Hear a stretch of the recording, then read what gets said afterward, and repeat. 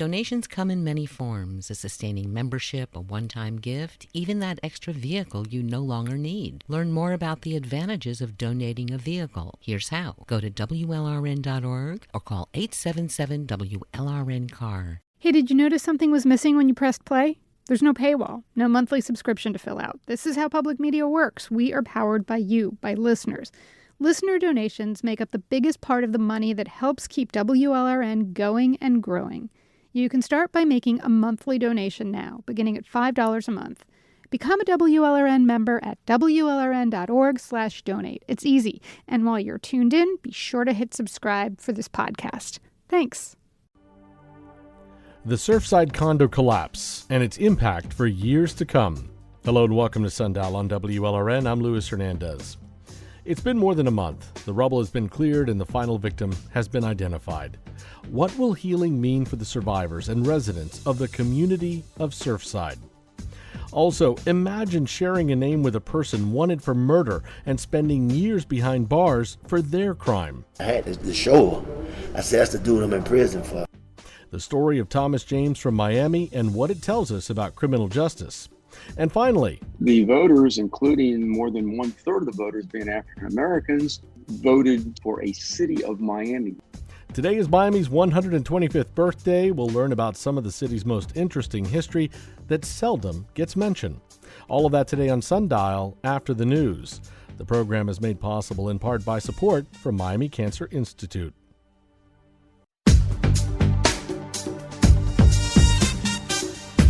Hello and welcome to Sundial on WLRN. I'm Luis Hernandez. Thanks so much for joining us. Well, the final victim of the Surfside condo collapse has been identified. The debris has been cleared. What was once a 13-story condominium tower is now an empty plot of land. An investigation continues, lawsuits are piling up, and now the debate heats up as to what should go in that space. But for now, let's look at something else. We're joined by WLRN's Veronica Zaragovia, who was at a press conference this morning at a warehouse in Doral, speaking with survivors. Veronica, what was the purpose of the gathering today and why Doral?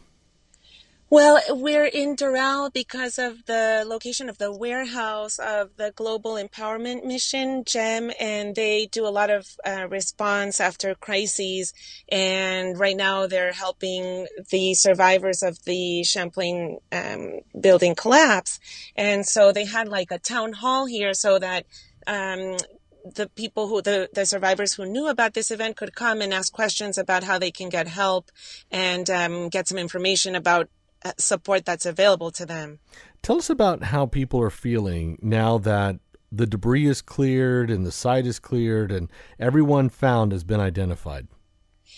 You know, today's event was actually, I feel pretty sad about having spoken to people who are not doing that well. There was one survivor, his name's Gabriel Neer, he's 25, and he told me he's really struggling with mental health, and he feels a lot of survivor's guilt, he feels trauma.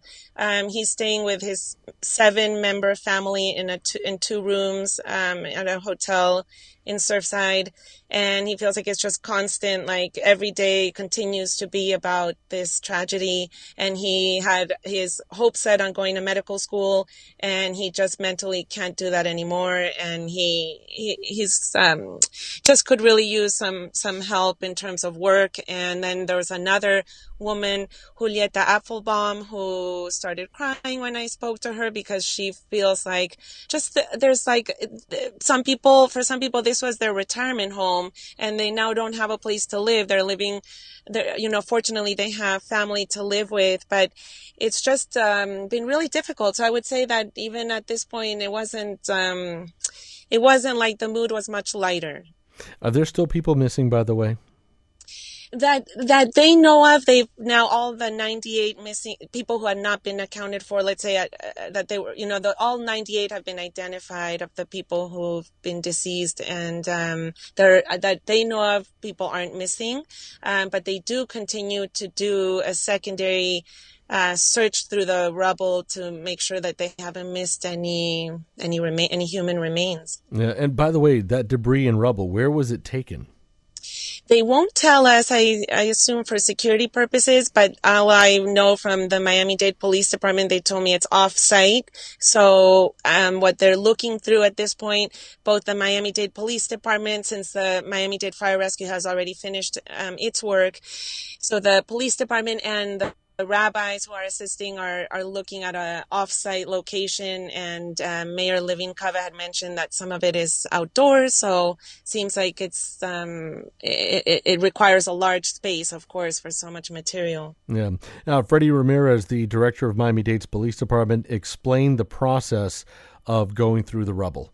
For the religious items that we're finding, currently we're now cataloging and impounding all the belongings, those from where the collapse actually happened, and then the secondary one, which was the surviving building that was later taken down. So, Veronica, what are Surfside leaders saying about what the tragedy has meant to the city? The city, I guess they feel like, on the one hand, that the city is now synonymous with tragedy. Some of them are hoping to be leaders in what would be like, for instance, I've interviewed Commissioner Eliana Salzhauer, who had said that she feels that for Surfside, it's one of the issues she wants to bring up at their next hearing, is that they would agree that they would do a 30-year recertification process instead of or a 30-year assessment, rather than 40 years. And the idea is that what works for Miami-Dade County as a whole doesn't work for all of the communities within it. And she is also pushing to do testing of the ground to make sure that if anything goes back on that property, even though she is against any rebuilding, that they know that the land could support it. I had spoken earlier this week with Rabbi Yossi Harlig, who's a chaplain with the Miami-Dade Police Department, and he was also telling me that one of the things that he would recommend is that people not always be looked at with pity, the survivors, that in the long term it might help them not to always be kind of approached in a way that brings out pity, because it just makes them feel like there's some kind of stigma with what they've gone through.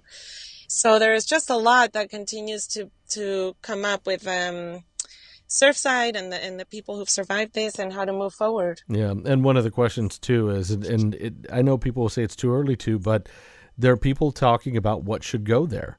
And some people want to rebuild and other people want a memorial. But what have you heard from any of the survivors about that particular debate? Yeah, absolutely. I asked here at this event today, as well as at during the court hearing, we heard people and outside, and some of them feel like they didn't have a mortgage left. They had paid off their apartment, and they would actually be open to living there. I spoke today with one survivor, Zulia Taub, who said that she would not like to live on that property again because of the memories that she has of all of the victims who didn't survive, but she would like to stay in the area because she was very active as a volunteer with the symphony, and some people just feel like they would love to stay in this area, but they're priced out. That's one thing that Gabriel Neer told me, that his family would like to stay because they would like to be within walking distance of the synagogue, but it's become so expensive compared to when they had moved to the Champlain Tower South originally. And so I think people are kind of working through their emotions and what they're able to do. But of course, they're all very grateful to have a place to live, wherever that will be. Veronica Zaragovia reporting from Doral, speaking with some of the survivors of the Champlain Tower collapse. Veronica, thank you so much for all your reporting on this. It's really powerful. Thank you so much for having me. And by the way, you could follow her reporting of these stories on our website at WLRN.org. Hopefully all of those folks can recover and move forward with their lives. The Surfside tragedy, has touched so many lives in South Florida. While Miami-Dade is a massive county, there are so many tight-knit communities woven throughout the region. Wall Street Journal reporter Elizabeth Bernstein has been visiting her family's home in Surfside for years. Her parents' house is within walking distance from the collapse site. Now, by the way, you could read her personal essay about covering the tragedy. Just go to our social media at WLRN Sundial. Elizabeth, thank you so much for being with us. We just passed 1 month since the collapse and the search and rescue team, again, identifying the final victim of the tragedy. What's going through your mind reflecting on the tragedy that you've been covering for the Wall Street Journal. It is such a sad anniversary, and thank you for having me here to talk about it and reflect and be with others who are affected and talk about it. It's a very sad, I guess what's on my mind is watching Surfside sort of pick itself up from its knees, really, and move on and try to process what's happened, everybody, and mourn, and then move on. How will we go forward as a community? That's what's on my mind. Yeah. The history behind the city of Surfside is deeply connected to the Jewish refugee community during World War II. Is that why your grandmother moved there? Yes, my grandparents are Jewish. We're Jewish. My family is. They were not refugees. They'd been here they were immigrants themselves, but they came as children. But they retired. They were the type of retirees in the 40s and 50s who wanted to retire in the sun. But they came to Surfside because they could not buy as Jews elsewhere in neighboring communities, Ball Harbor and pieces of Miami Beach. So Surfside was welcoming to people very early on. It's how it was sort of created.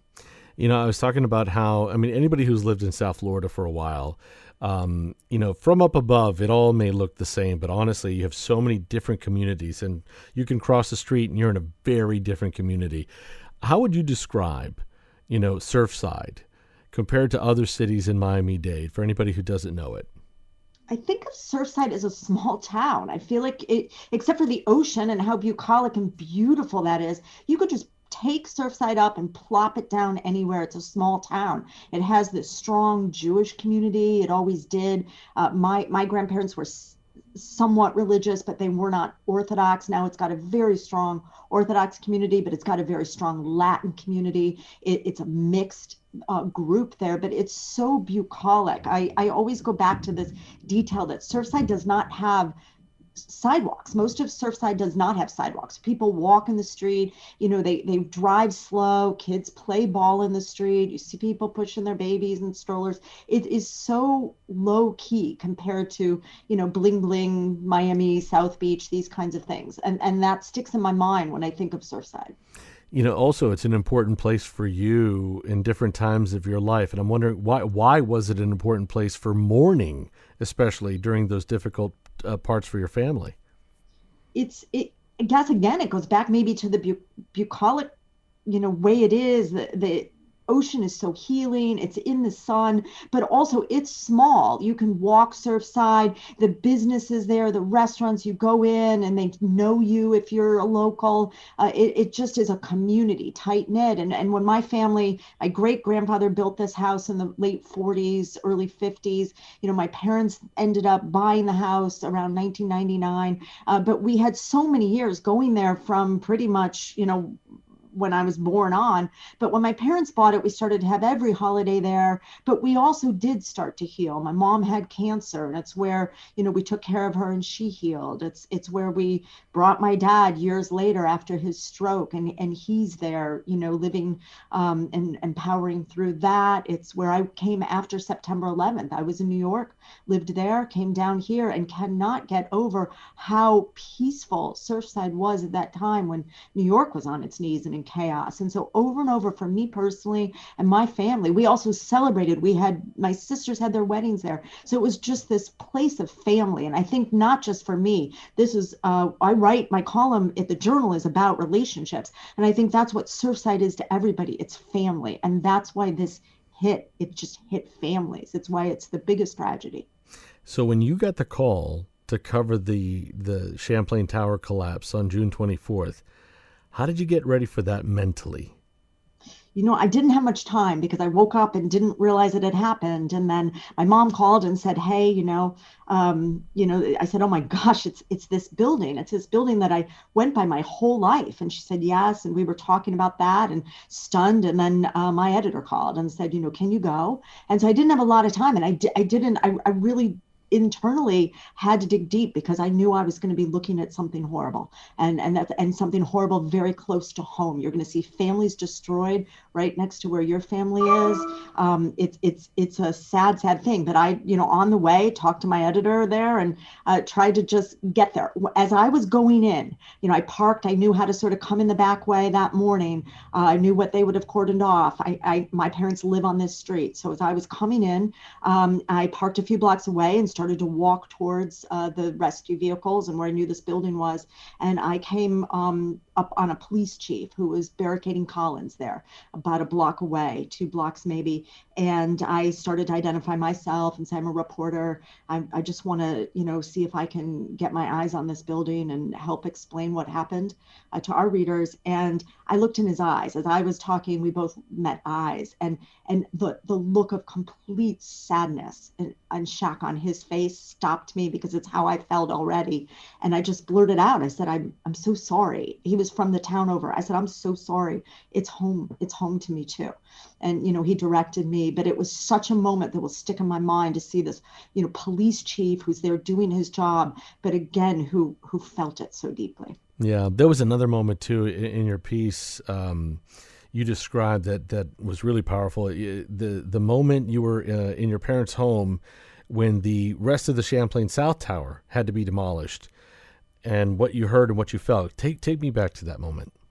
So this would have been the Sunday night. So the building, had gone down. This is the Sunday night of 4th of July weekend. It's 4th of July. And I had, South Florida, we were having a hurricane watch or hurricane. We're worried. We're watching a hurricane. I don't think we had a watch, but we're worried a hurricane's coming. So I decided, I'll be with my folks, try to help them. My dad's not that well. So we're hanging out, my mom and I, and my father's gone to bed, but we're hanging out. We knew that afternoon that we started to get rumors they're going to implode this building. They're going to bring it down carefully, but they're going to take it down. And now it's the 4th, and it's a weird holiday, and there's fireworks going off across the bay in people's backyards, just sort of, people still having their celebrations. And so we sort of sat on the bay and watched that a little bit. And then we didn't really know what to do. We knew that it was going to come down between 10 and 3 a.m. So we decided to watch a movie, and we picked some romantic comedy just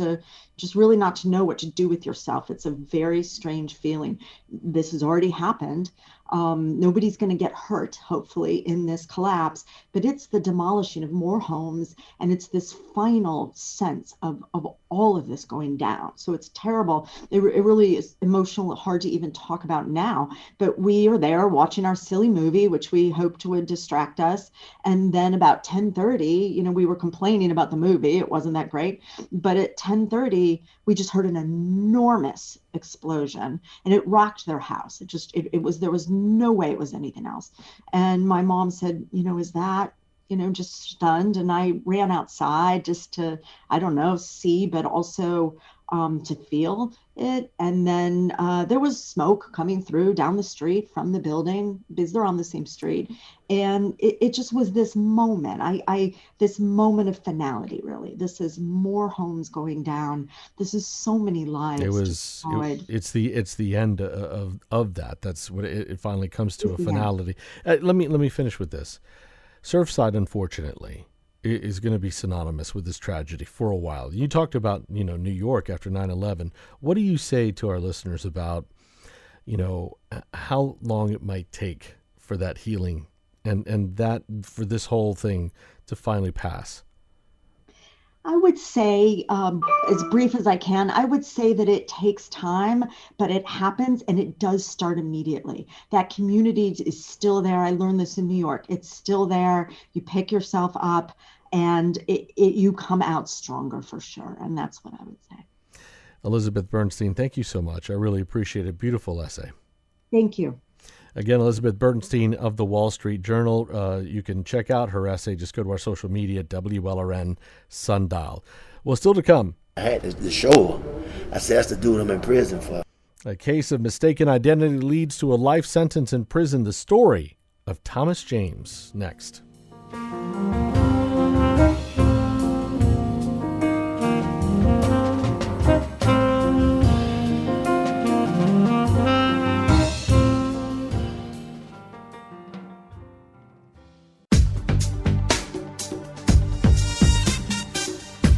Welcome back to Sundial on WLRN. I'm Luis Hernandez.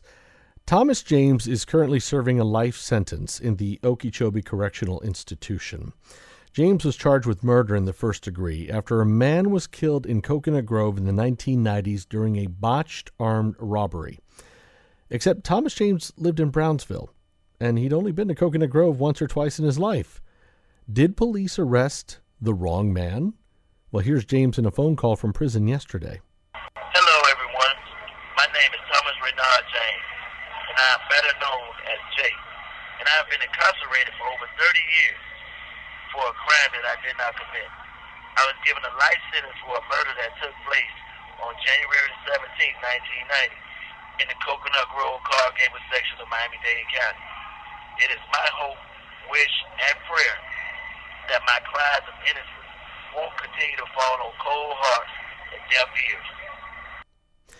Tristram Corden, a magazine writer and the director of journalism for the Florida Center for Government Accountability, tells this story in this month's GQ magazine. It's called The Tragic Case of the Wrong Thomas James.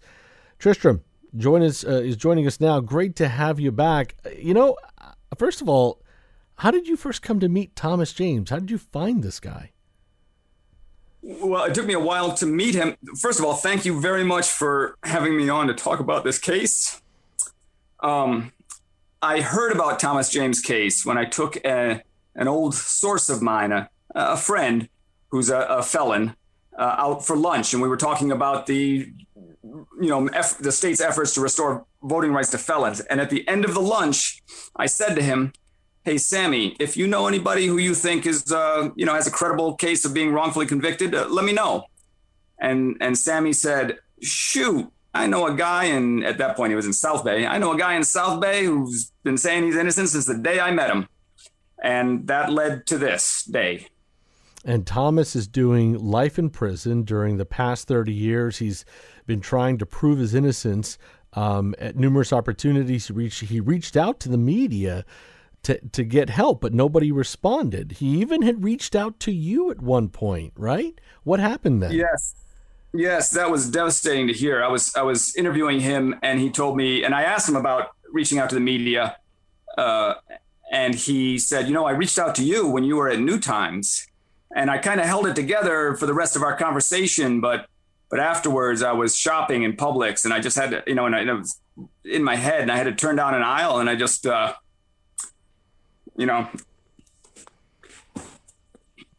it hit hard. I'll say that. Yeah. But what happened was I had left New Times. I went back. I researched. I went to Sammy because Sammy was the one who told him to write to me. And I went to Sammy and I asked, tell me about this. And Sammy said that he reached out to me in about 2005, and I had left New Times at that time. And that's still no excuse. And it's just a lost opportunity, 20 some years. But so journalists are busy. I understand. We all understand that.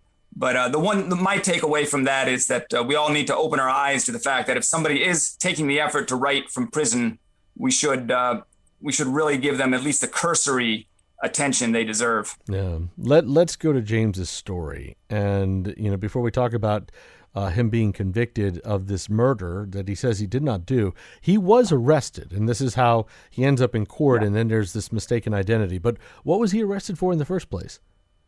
So James was a sort of a small-time pot dealer in and around Brownsville.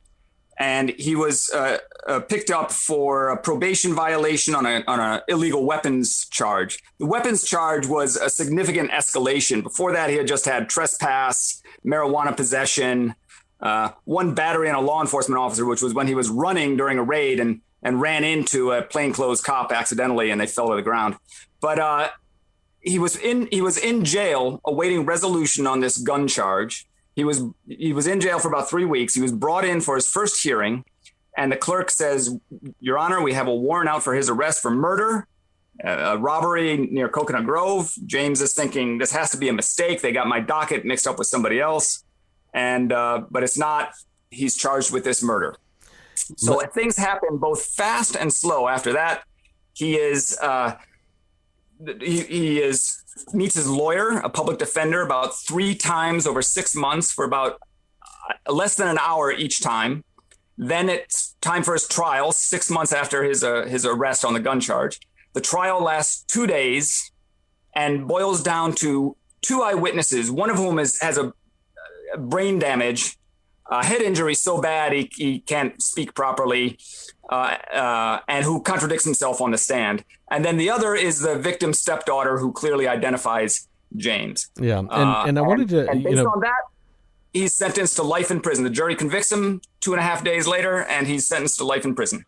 And I want to go back to the murder. So, there was one night, 2 men reportedly entered a home in Coconut Grove. That home was owned by a Francis McKinnon. That's the person who was shot and killed. And as you said, there were 2 eyewitnesses that saw this man, and one person knew him as Thomas James, the other Thomas James. Right. Correct. She had never met him. She just knew the name Thomas James. So she had never seen him before. What were people telling police at the time about Thomas James? Absolutely. The murder happened around 7 p.m. These two men, one wearing a mask, the other barefaced, walk into this apartment to rob this elderly couple who are living on disability just outside Coconut Grove. And the man of the house, Francis McKinnon, comes out of the bedroom with a gun in his hand, and one of the robbers shoots him. One shot hits him in the face and kills him. They flee. The police arrive and canvass the area, and residents are telling the police a dude named Dog and Tommy James did it. And you see that throughout the police notes, and you hear it on the tapes to the Coral Gables Police Department, the tip line. The lead detective then simply goes back to what was then Metro-Dade Police Headquarters that night, goes into the computer system and pulls out a picture of a Thomas James, and makes a photo lineup with him and several other foils, as they call them, and shows them around to 8 witnesses who all said they saw Tommy James or heard it. In effect, they said they heard it was Tommy James, and nobody identifies him except for the stepdaughter and this brain damaged guy. And I'm wondering, I mean, Tristram, from your research on this story, do you think the police did as thorough an investigation as they could? No, unfortunately, this is the laziest policing I've ever seen in over 25 years of criminal justice reporting. I mean, there were so many opportunities to check up on this, but one of the major things was everybody said it was Tommy James. They clearly knew who the Tommy James they were referring to.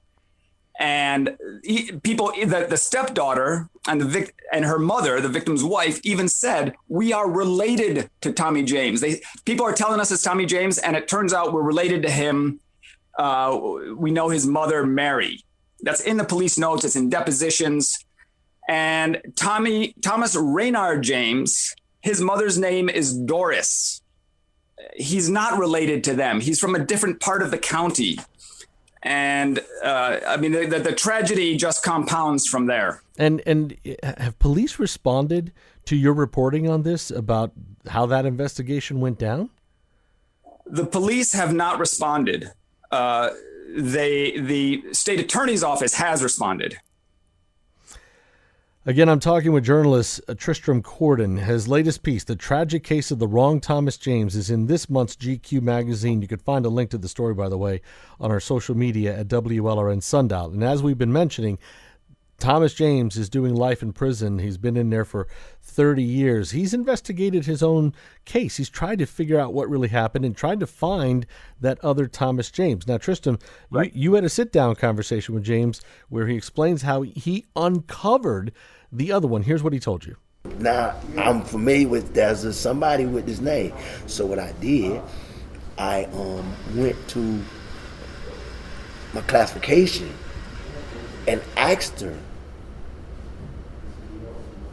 to look into it. Classification is what? In prison? Yeah. Okay. And she pulled the guy up, and when she pulled him up, she said, there's a another Thomas James, and I just asked, I said, can you look and see what his mother's name is? And she said, Mary. And I had it wrote on a piece of paper in the palm of my hand, and I had to show her. I said, that's the dude I'm in prison for. All right, so he finds out this other Thomas James' mother is Mary, which, again, as you said, one of the eyewitnesses says, I know them, and their mother's name is Mary. But, I mean, Tristram, how in the world did Thomas James come to the realization there was another Thomas James, and that's probably the guy who did the killing, and he finds this out from inside prison? Right.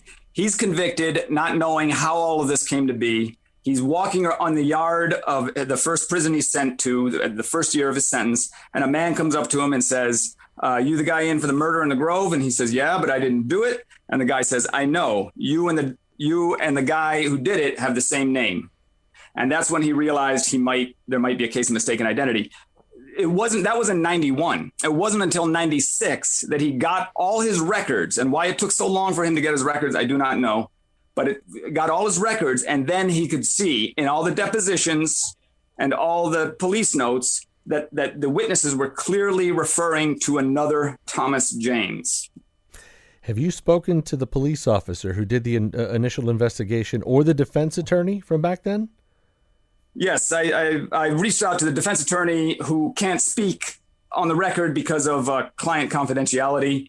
And, you know, so we did not get into a long conversation. I imagine he feels horrible.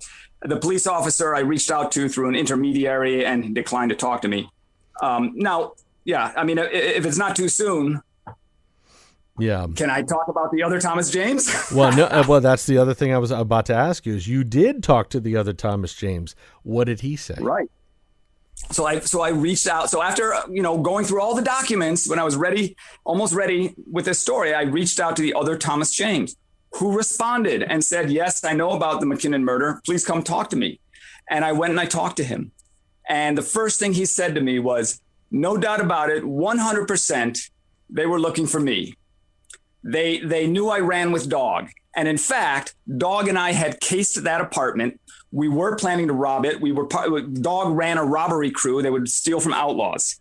And, but I wasn't there. In fact, I was arrested the night before. And I, Tristram Corton, went back and got the jail card for that time. And yes, in fact, he was arrested for robbing some prostitutes the night before. Why, Tristram, why did you want to talk to this Thomas James? And are you surprised that he was open with you? Well, I wanted to talk to him to, find out if he would, if we could clarify this. And I think he talked to me because he feels bad. He knows that this guy shouldn't be in prison. And, finally somebody reached out to him to ask him about it.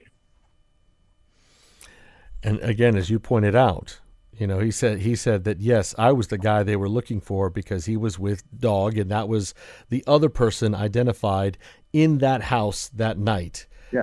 Yes. Are you? Go ahead. The Dog. This is another amazing injustice in this story is that Dog, Vincent Cephas Williams, he's clearly identified by witnesses at the scene, and the same witnesses pick him out of a photo lineup. So he's clearly identified, and police never track him down. They never find him, which is amazing because a couple of years later, he's in a Miami-Dade courtroom on an assault charge, and he spent some time in prison on that. And nobody thought to link the two. It's very strange, and it's infuriating. Going through the story and everything that you've learned about Thomas James and the proof he found, are you convinced of his proof? Oh, yeah. I mean, I've gone through it every which way in my head. And I don't see how he could have done it with, it would have to go back to the witnesses being in on it and saying Tommy James. But even then, they're referring to the Tommy James they know. In addition, there was a witness in the apartment, a little girl, 8 years old, or 9 years old, who was never gave a statement to police, even though they talked to her. And when she was in her 20s, she saw a flyer saying, help, Tommy James, he's innocent. And she said, that's not the guy I saw commit the murder. And she remembers it clearly. And I contacted her. She's, having her own problems with the criminal justice system. So I spoke to her lawyer, and her lawyer asked her for me. And she said, yes, absolutely. I will testify. I remember it clear as day. That's not the guy I saw shoot Mr. McKinnon. And briefly, what happens now? Is there a chance for appeal? So the state attorney's office has the Justice Project is looking in. It's like their conviction integrity unit. And they told me they are formally looking into this case. They've reached out to Thomas James for more information, and they are investigating it. And that's where it stands right now. He has a lawyer. Her name is Natalie Figures, who is handling the legal aspects of this. And hopefully, I say it unequivocally, hopefully they will reach the same conclusion I reached after reviewing thousands of pages of documents. It's all there in black and white right in front of us. This is an incredible story. Tristram Corden, again, latest piece for GQ called The Tragic Case of the Wrong Thomas James. Find it on our social media. Tristram, always a pleasure. Thank you so much for sharing this story with us.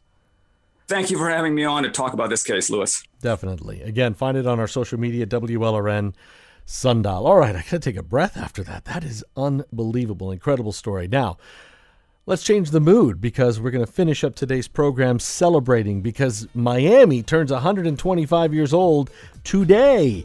We're going to explore the early history of our city and hear your stories.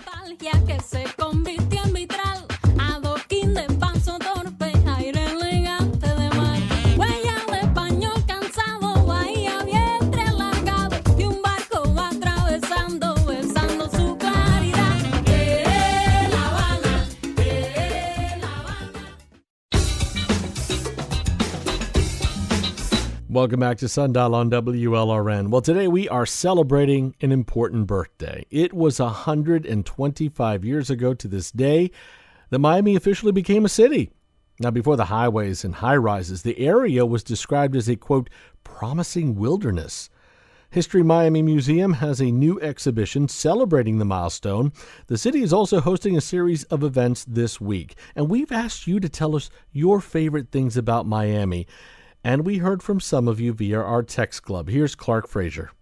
Growing up here, I wanted to live anywhere else. Now, as an adult who has spent much of my professional life working in the Miami hospitality industry, I've seen the joy on people's faces when they vacation here and realized, wait, I live here.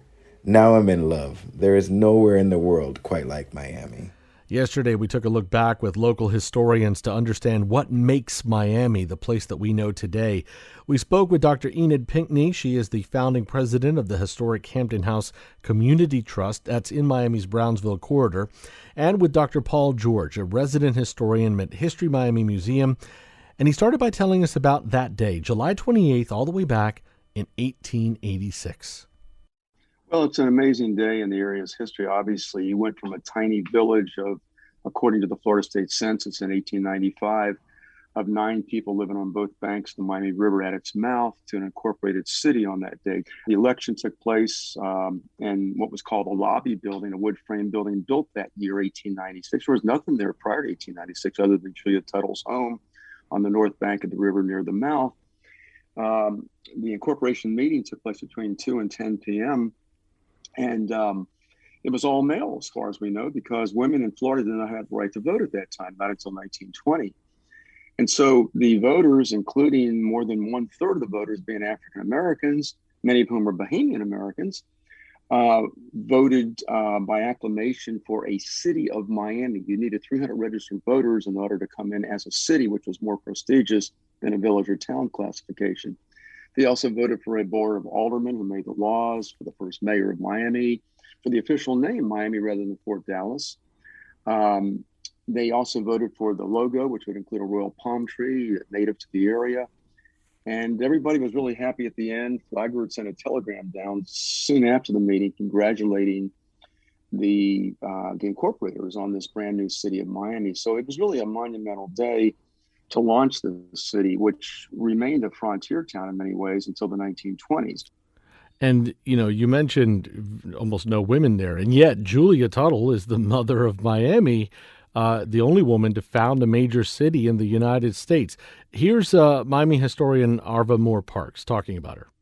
When she moved here in 91, there's a great description that said this woman from Cleveland came in on a barge with her 2 adult children by then and all her belongings, and began to plan her vision for the city of Miami.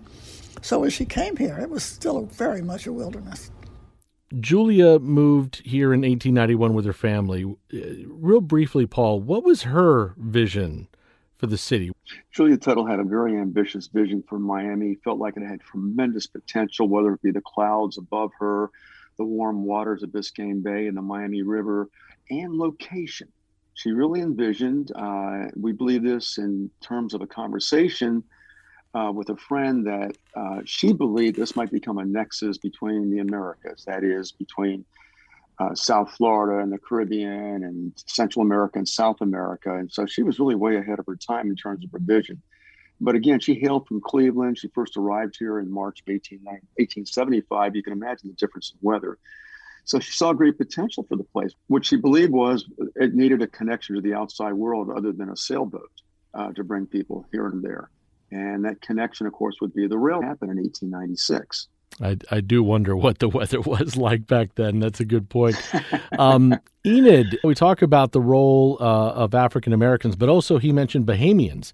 Bahamians emigrated to Miami in those early years. How important was that community in the formation and the history of the city? It was very important because they brought their culture, they brought their foods. I think most of us like their pigeon peas and rice and their conch fritters and conch salad and coconut tots and all of the delicious Bahamian cuisine. Your father migrated here in 1910. Yes, and he used to do sponging in the Bahamas also.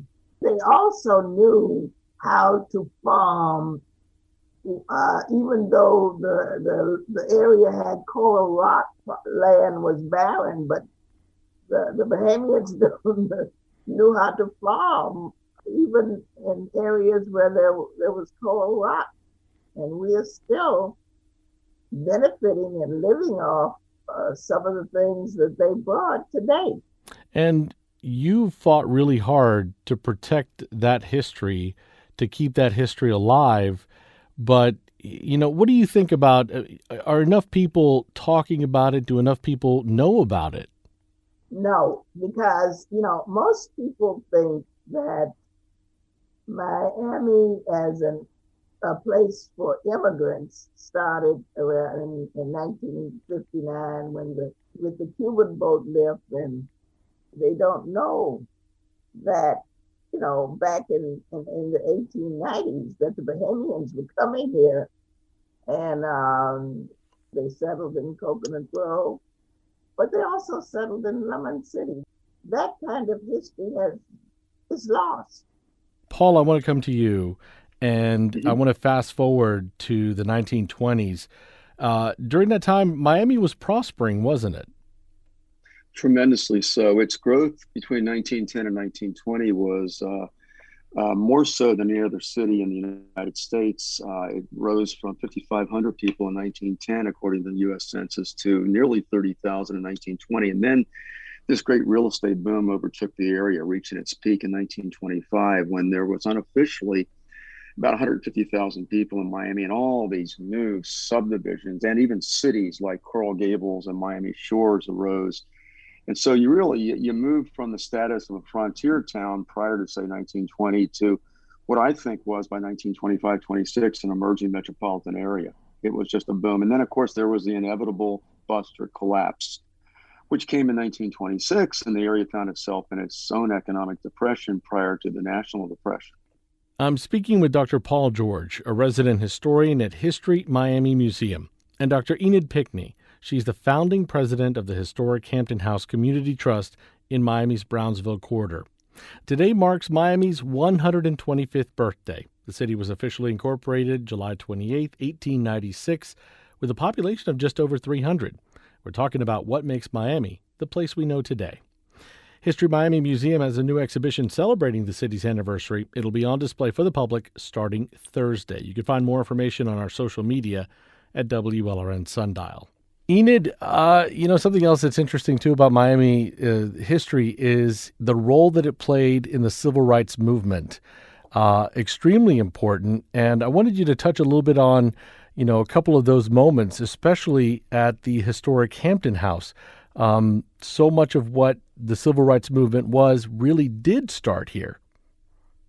Yes, and we were ahead of the civil rights movement. The Hampton House was owned by a Jewish couple, but they permitted CORE to have its regular meetings at the Hampton House, where they planned the strategy for integrating Miami's buses, the fountains. I remember drinking from the colored fountain and sitting in the back of the bus. And all of the segregation laws that we had to endure were discussed, and how we were going to protest against them right there. And Dr. Martin Luther King was there.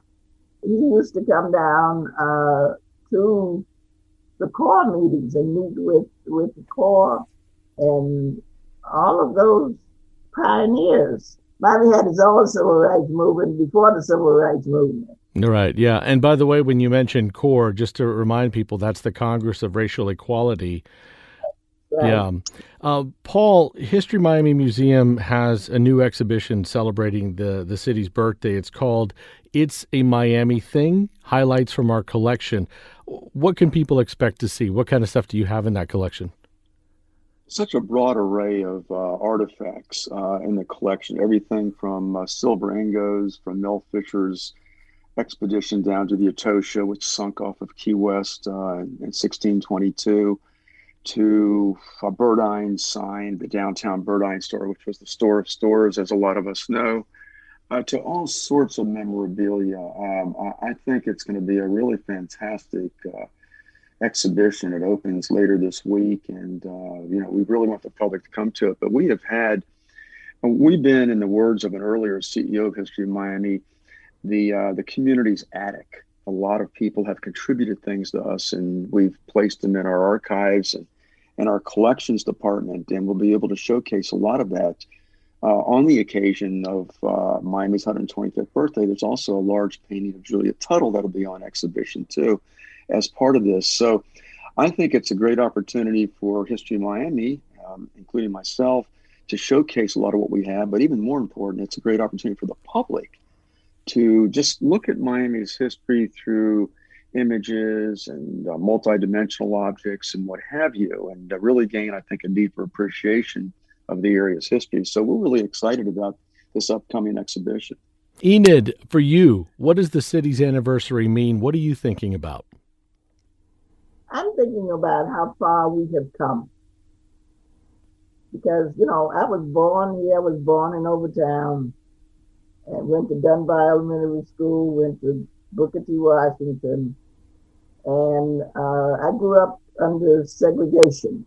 And so when I see the transformation that has taken place and where we are today, I just never thought I would live long enough to see what I'm seeing. I'm seeing, and I live in Brownsville, and who would have thought that this neighborhood would be so integrated with, I guess, there are quite a few Hispanic people are moving into this neighborhood.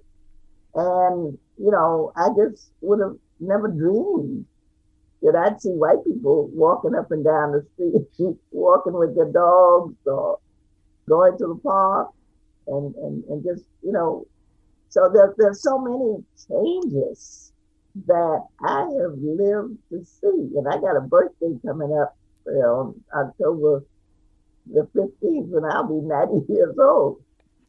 So I'm just amazed at the changes that have taken place and the progress that has been made, and I just want to continue to be a part of it.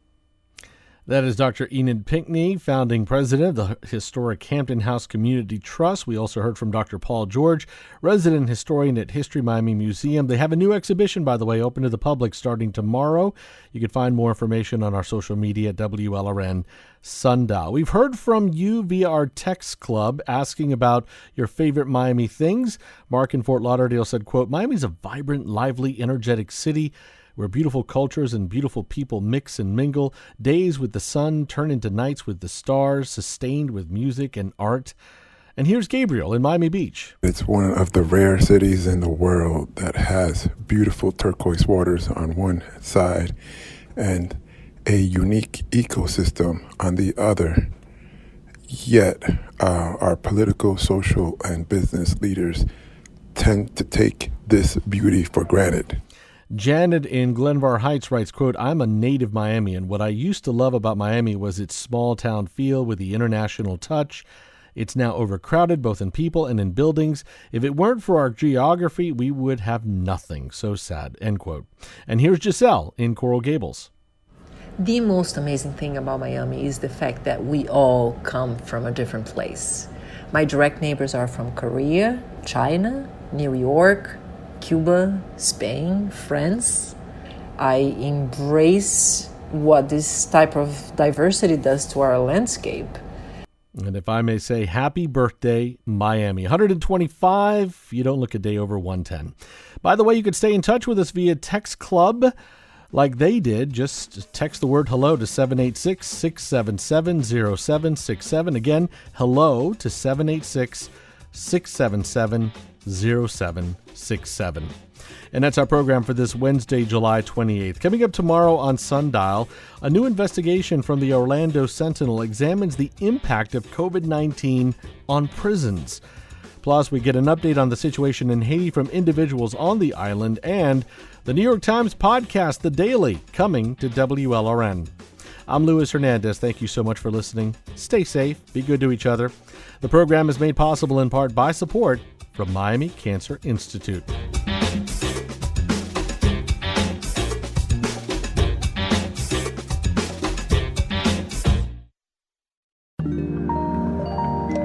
WLRN Public Media.